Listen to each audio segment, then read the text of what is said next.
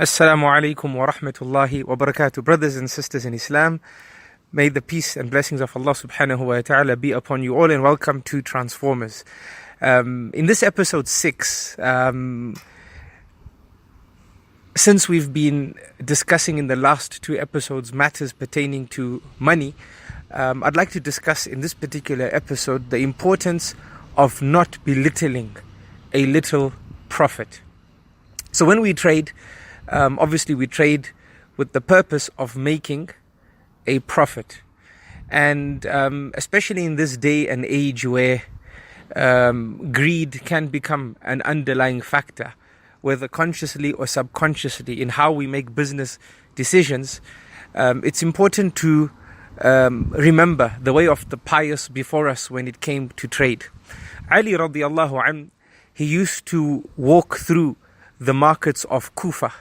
Kufa was a city in Iraq, and he used to walk with a whip, a type of whip, with obviously the intent of disciplining the traders, and this was for the sake of ensuring that through trade people didn't lose their religion. We know that Islam is not just a religion but an entire holistic way of life, and thus we have rules and regulations pertaining to trade and matters related to marriage and divorce and custody, and even matters related to judiciary and civil justice and so on and so forth. There's laws in Islam pertaining to all facets of life.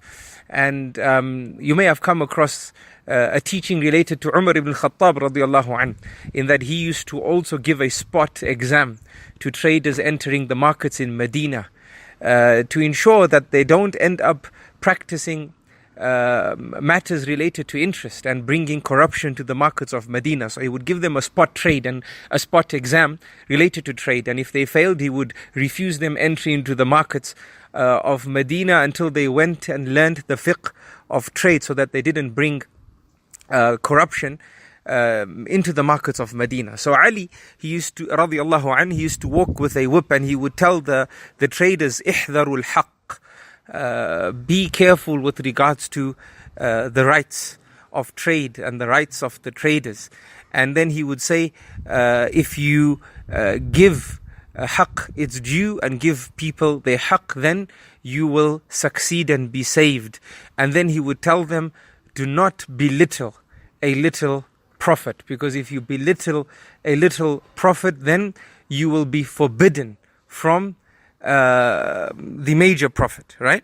And Abdurrahman ibn Auf radiallahu anhu, who was blessed in his trade, he was a wealthy man and a diligent trader, and he passed away as a billionaire, really, in today's currency. And he was asked, "Ma sababu yasaruk?" What is the reason for this financial standing that you have, this great wealth that you have? And he would say 3 things.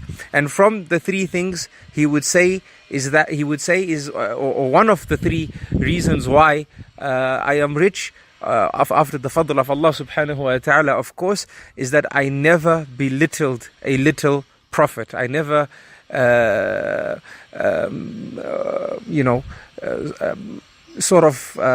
refused a transaction because the profit from it would be a small amount.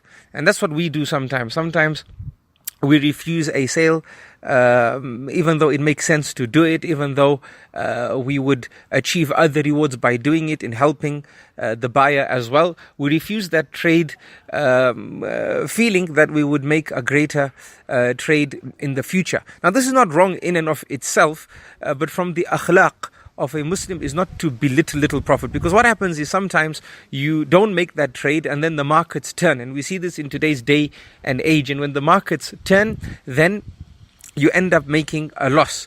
And when greed sort of becomes an underlying value upon which you subconsciously, without realizing, make your deals. And not many traders actually revise their ethics, revise their ethos, sort of revise themselves, take themselves to account. Not many traders do this. So without them realizing, they hate greed, but without them realizing, they tend to have a trade philosophy that, without them realizing, does have an attachment to this want for more. Even if we don't call it greed, but this want for more at any cost. And then you end up doing haram.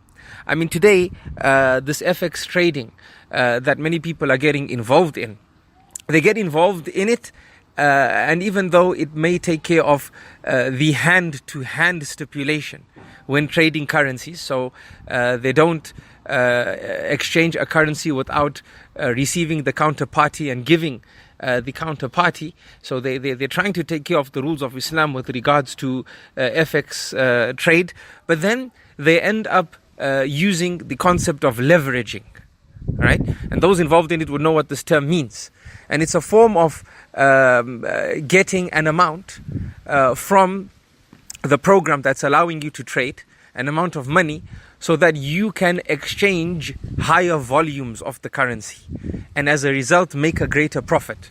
So what happens is they belittle trading without leveraging and accepting a little profit. Why? Because why should I make a little profit when I can make more? So let me just take the offering from this program that's allowing me to trade.